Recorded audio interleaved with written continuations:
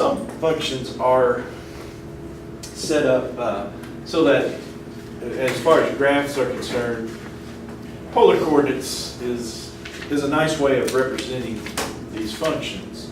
And we'll see several examples of these as we go along here today. But just the basics, start off with, if you haven't dealt with these or it's been a while.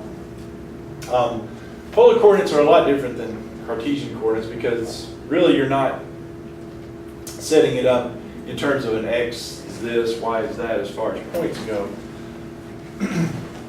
What you're doing is actually, technically speaking, there is the origin, and then there's this what's called the polar axis, which amounts to the positive x-axis. That's what that corresponds to. But what you do is you base then the names of points off of. So say we pick a point out here, just kind of randomly, but we've got this point out here then on the plane, flat surface. Well, what you do is you measure two things. First of all, you measure this distance right here, and that's called r. And that's the first coordinate in your polar coordinates. And then you measure that angle from the polar axis to that line right there, and that's called theta. And so in polar coordinates, you need r and you need theta. You need r and theta.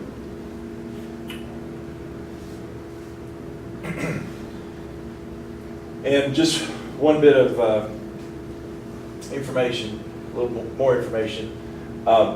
If you measure theta counterclockwise, that's positive.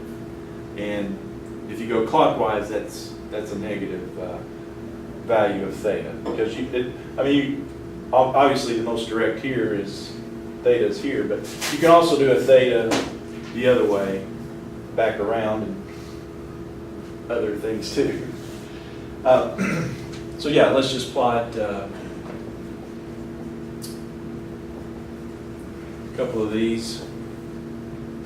So number 1, 2 comma pi over 6. Well, that's r is 2, and then theta is pi over 6. And really, I guess you kind of have to do the angle first to know where to go. So pi over 6, what degree measure is that? 30 degrees. That's 30, yeah. 180 divided by 6. So yeah, just remember your conversions there. Pi is 180, so it's pi 180 divided by 6. So it's 30 degrees basically. A third of a right angle, so about like here. And then r is 2, and whatever scale you want to. I mean, you make, just like you can make the scale in the x and y axis however wide you want it, but that's not very good. Make it consistent at least. Yeah. So 1, 2. So it's 2 units along that pi over 6 line, if you will. So that's. Point to it. That's our point. 2 pi over 2 comma pi over 6.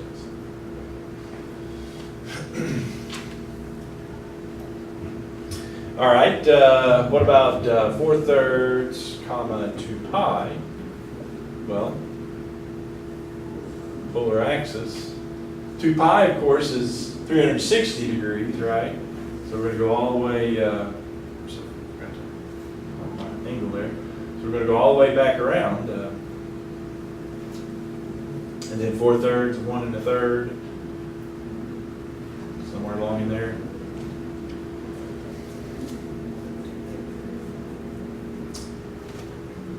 Yeah, this is, like I said, this is the origin here. You might want to note that so we kind of give you some frame of reference. But if it starts, it's 2 pi, yeah, wouldn't it? Yeah. Oh, 2 pi, 360, so sorry. it goes all the way around. Okay, all right. Sorry. Yes, just checking. 360. I said it right. Yeah. I had one thing in mind. Yeah, so that goes all the way around. So we're back to back to the polar axis there. All right. Number 3, let's do a 4 comma negative 3 pi over 4.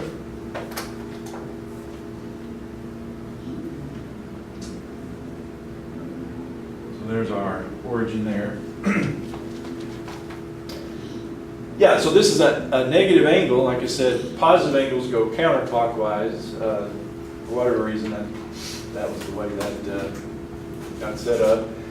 And then negative angles go the other way. Now, the way I look at that, that's 3/4 of pi.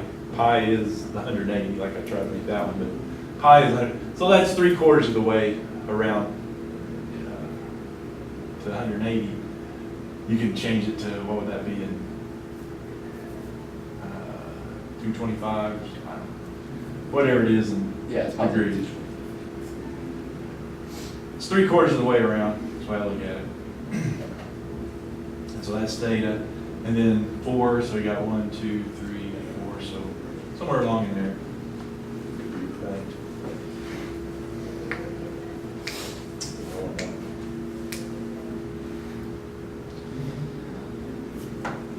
Yeah, all right, so that's if theta's negative. What about the r?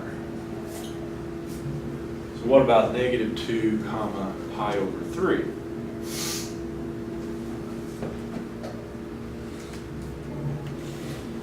Well, pi over 3, that's 60 degrees. So we're right here. Somewhere like that. But it's negative 2. So I can't go 1, 2, because that would be 2 pi over 3. Now the negative 2 means, yeah, we're going along pi over 3, but we've got to go backwards. And so you got to extend this back here a little bit so you can make the r negative. So r negative, that's pi over 3, if that's our angle. That is our angle, but r is negative, so I've got to go back on the other side of the origin, if you will, to get the negative 2 of that. All right?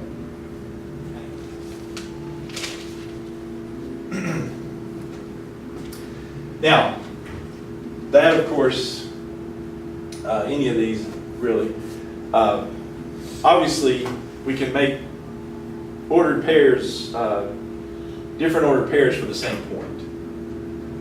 One point has multiple, infinitely many ordered pairs that we could call it by. So that's kind of a difference between it and the Cartesian coordinate system. One point can be named different things because, yeah, that point's over here, and so, well, if I use the 2 there, and that's my reference angle of 60, so this would be, 120. So I could call this point also, AKA, it could be 2 comma 120 degrees, negative 120, actually, right? That would also be that point, wouldn't it? Because I'd go negative 120, which would be the same angle, right there, because it's got a reference angle of 60. And positive 2. Or I could do this, couldn't I? I could say 2 comma and go all the way around like that, which would be 180 plus 60. So that's a pi plus another pi, that's 5 pi over 6, right? You see what I'm saying? So one point, you can do infinitely many. I mean, you can keep playing that game because not only that, we could go. That's pi over 3. Close. Yeah. Wouldn't it be 4 pi over 3? Huh? Wouldn't it be 4 pi over 3? Oh, pi over 3, yeah. It'd be 4, wouldn't it? I used pi over 6, didn't I, instead of pi over 3? Well, slipping here. Yeah, you're right. So yeah, it's pi over 3 reference angle. I was using pi over 6.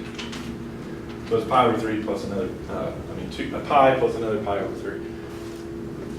Okay, so here's another thing we can do. Yeah, we could start here and get the angle all the way around and then come back around another 2 pi from that. So add 2 pi to that.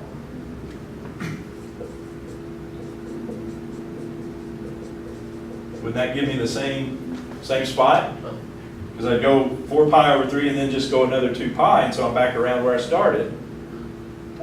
What would that be, 10 pi over 3?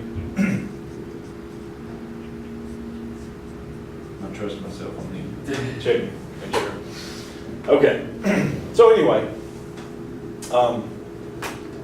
yeah, there's multiple names, infinitely many names we could give these little points. And so that's one little quirk of the polar coordinates. One point has infinitely many names. Pick one and I guess go with it. But all right.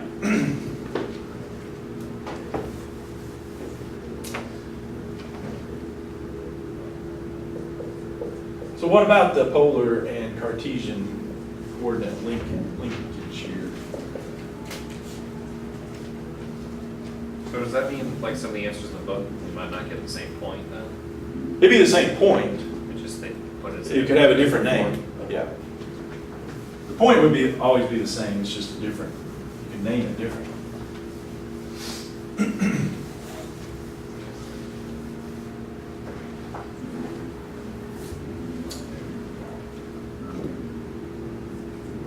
All right. So polar and Cartesian, how are they linked together? Well, all right. So we've got this R. Got our theta. Well, if we think about it, overlay a Cartesian coordinate system on this. This would come down here, that would be the y-axis, and then this extends out, that would complete our x-axis. So that's still present, we're just not drawing it necessarily. Well, look at this, if I then drop this little line down here, I got myself a nice, neat little right triangle. And of course, this point is r theta, but now since I've overlaid the Cartesian coordinate system on, it's also x comma y. Where this is the x, and then that distance right there, that distance is y. So those values are still there. How do they link up? Well, note here, one thing I can see pretty obviously, hopefully, is that there's a Pythagorean theorem here. X squared plus y squared has to equal r squared, right? So r squared equals x squared plus y squared.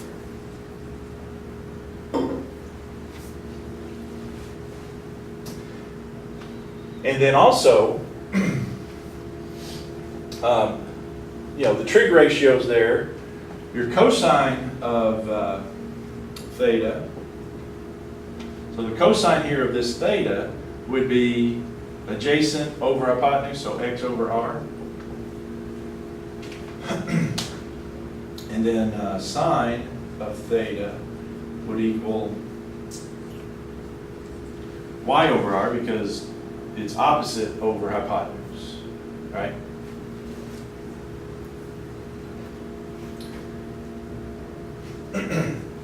Well, this gives us a way to convert between the two, one to the other. For example, right here, just multiply both sides by r, and I would have x equals r cosine theta.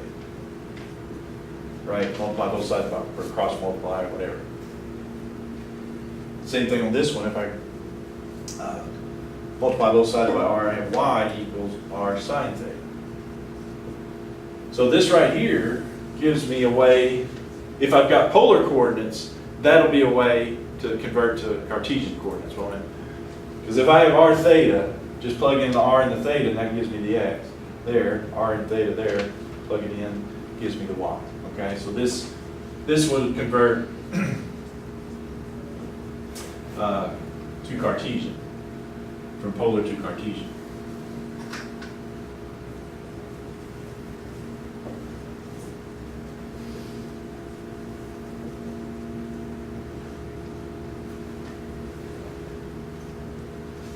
So let's change 2 comma pi over 3 to Cartesian coordinates. So the x is just r cosine theta, so that would be 2 times cosine of pi over 3. And let's see, I'm a little rusty on those. Cosine of pi over 3, punch it in, but see, cosine of 0 is 1, so I think we're back to a half there, aren't we? Cosine pi over 3 is at a half?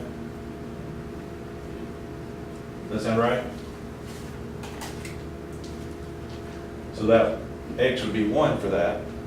And then y equals r sine theta, so y here would be 2 times sine of pi over 3. Well, cosine pi over 3 is 1/2. I believe the sine of pi over 3 would be the square root of 3 over 2.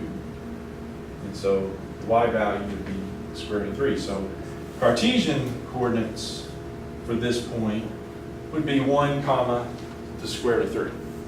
The x would be 1, y would be square root of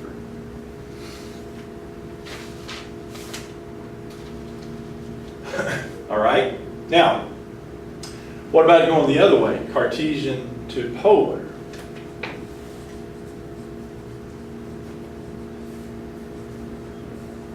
Well, if I've got Cartesian, that means I've got the x and the y, and I want the r and the theta. Well, if I've got the x and the y, pretty much I've got the r, don't I? Because r squared is x squared plus y squared. Basically, just have to square root that. So r squared would equal x squared plus y squared. Yeah, if I've got the x and the y, I can figure out the r from that, just using the Pythagorean theorem. Now the theta, on the other hand, I need something in terms of x and y that would give me something to do with theta. Theta involves this one. This one doesn't really work because cosine theta is x over r. The r, I guess we could figure that out, but up front we just have x and y. So instead of using cosine and sine, when we've got x and y, because either one of those has exclusively x and y on that side, think about this. If this is theta, isn't the tangent of theta, it's opposite over adjacent, right? So the tangent of theta would be y over x, right?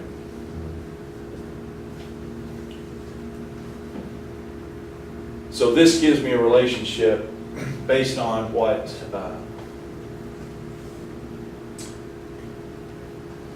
y over x is. Now, you have to be careful with this, because you might say, well, then theta is tangent inverse of y over x. Maybe, maybe not. Tangent inverse will give me, will definitely give me the reference angle for theta, but it won't necessarily give me theta. And I'll show you what I mean by that in just a second. Just kind of figure out based on the placement of where everything is. I'll show you what I mean. All right, so this is Cartesian to polar. That's the two equations for that. These are the ones polar to Cartesian. This is Cartesian to polar. So let's do a couple of those. All right, so let's change 1, -1 to polar. Well, that's the x, that's the y. So r squared equals x squared plus y squared, so that's easy.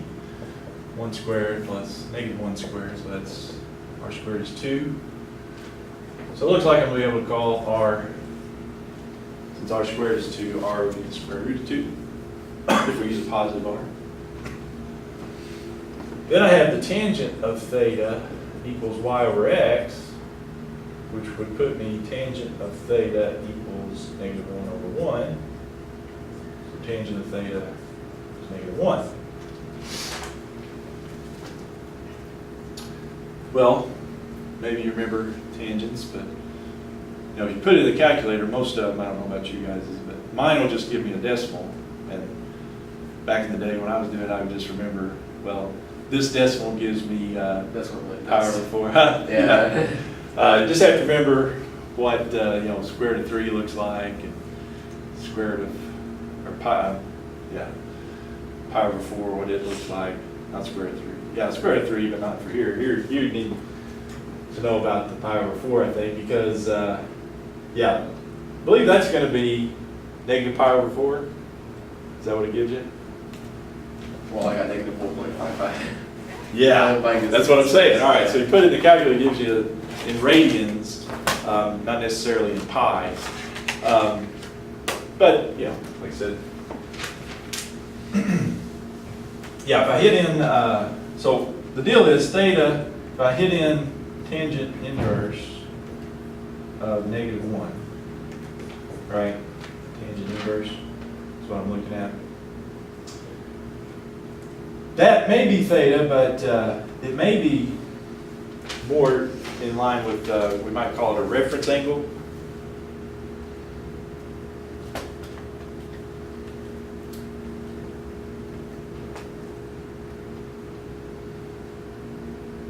And that gives me, negative pi over 4, I think. Well, what I'm saying here is be sure that that works. And what I would do is I just plot this point to see if that's actually where we're talking about. So we got 1 and negative 1. Would negative pi over 4 be appropriate? Yeah, that's the right quadrant and everything, isn't it? So that's okay. In this case, that turns out to be okay. Let me show you where that may not necessarily work. All right, so theta is negative pi over 4. That works. So it's square root of 2, comma negative pi over 4. Let me just give you an example of what I'm talking about. This tangent inverse may not be the one that you need.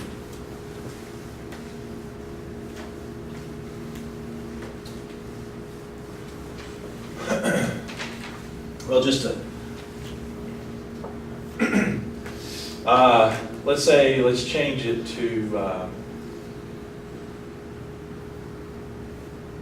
negative 1, 1. Change that to, I think that's, because that's going to give me the same values. The r is still square root of 2, right?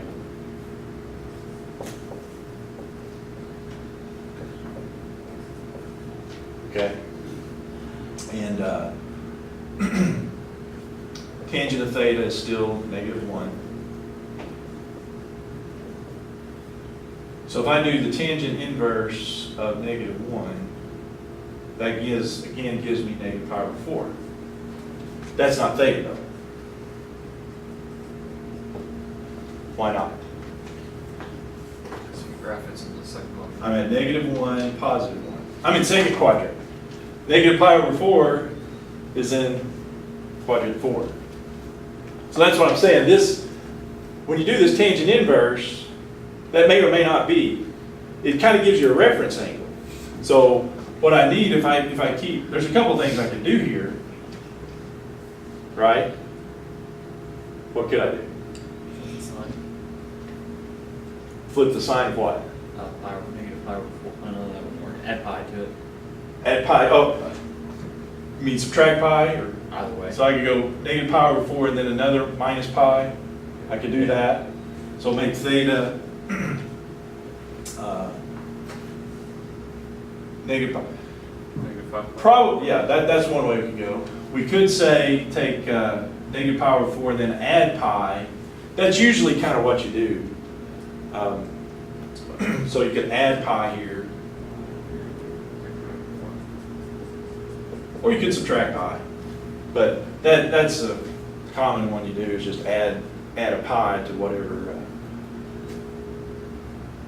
thing you got there. But you see what I'm saying? It doesn't necessarily, the tangent inverse doesn't always give you, because of the way that tangent inverse tangent works. Inverse tangent works. So you got to be careful with that. So, what would that be? 3 pi? 3 pi over 4. Or if you subtract pi, that would work too. But there's another quick way too. I could use negative pi over 4, but then do what to r? Make it negative. Make it a negative. So make that negative square root of 2. So that'd be another option. So there's many options, but just be careful. The other one I was going to show you here on this one. It doesn't always come out to be a nice pi over 3, pi over 4 thing. So change that one to polar.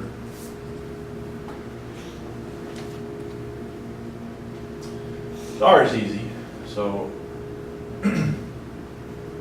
I usually just do square root of r squared, square root of x squared plus y squared, so that'd be square root of 9 plus 4, square root of 13. Then I have the tangent of theta is y over x, so it's 2/3. Yeah, and that's not, there's pi over 4, a half, well, like a square, if I have a tangent of theta equals square root of 3, or 1 over square root of 3, or, those can turn into some known, let's call them pi over 3s or 6s. But 2/3 is not a nice theta. So if I do the inverse tangent of theta, of 2/3, I get 0.588, approximately, rounding it off, 0.588. And like I said, that's not a nice pi over 4, pi over 3, or pi over 6. Those are the ones you can look for, but this one, it's just 0.588 radians, okay? The exact value, I don't even think there's a pi over whatever you can give. If it wants exact value, that's exact, and this is rounded, okay? Anyway, that still may not be it either. Again, like I said, look at where the point is. -3, -2. It's in quadrant 3. Where's this one? Quadrant 1. That's quadrant 1. Yeah, that's quadrant 1. Because quadrant 1 goes from 0 to pi over 2, which that's about 1.5. So this is in quadrant 1. So again, this gives me a reference angle.